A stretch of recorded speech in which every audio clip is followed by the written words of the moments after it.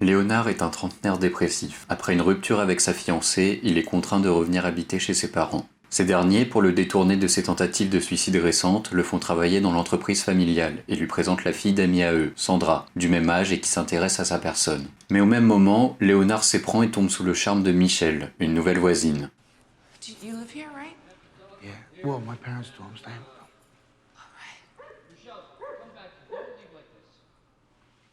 You won't come in for a bit? Yeah, maybe that'd be great. Just until he calms down, maybe. I don't want, everybody to call the cops. No, that's look. I'm Leonard. Michelle. Yeah. You're gonna have to scream.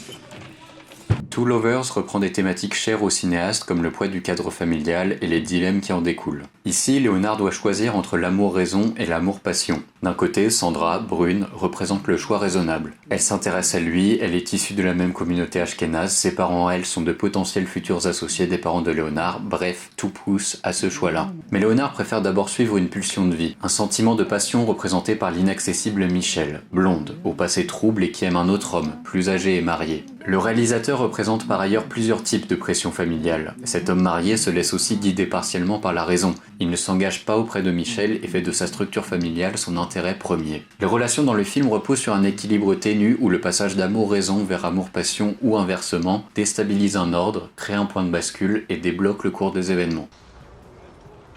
I was supposed to meet up with him tonight, but now he says he can't make it. He says he's gonna stay with his wife. He's married, he has a son.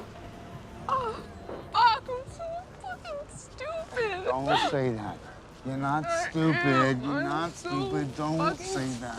Le réalisateur américain filme avec froideur cette relation naissante censée être passionnelle. C'est là toute l'ironie d'une union qui ne peut jamais s'accomplir et ne peut que rester à un stade froid et figé. Ainsi, les scènes de complicité avec Sandra sont représentées avec tendresse malgré le désintérêt de Léonard, alors que celles avec Michelle sont ternes et tristes. La mise en scène appuie cet épanouissement relationnel impossible. Si le film a un pitch de comédie romantique, son traitement approche plus la teinte du drame existentiel. I'd definitely leave everything for you.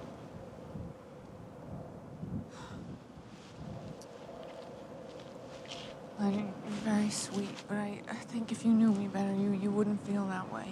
Chez James Gray, le spectateur ressent tout le poids du déterminisme socio-familial. La vie du protagoniste y est comme régie par une force supérieure dont il ne peut se libérer. Léonard est tel un héros d'un roman de Flaubert, qui idéalise grandement sa vie et ses passions sans jamais réussir à les vivre au présent. Être ou ne pas être conforme au rôle qu'on lui a prédestiné, voilà sa grande interrogation. Une sorte de piqûre de rappel douce amère que l'humain n'est jamais vraiment libre, jamais vraiment maître, et qu'il est le fruit d'un héritage social, familial et anthropologique. You don't have to worry about me. I'm gonna be okay.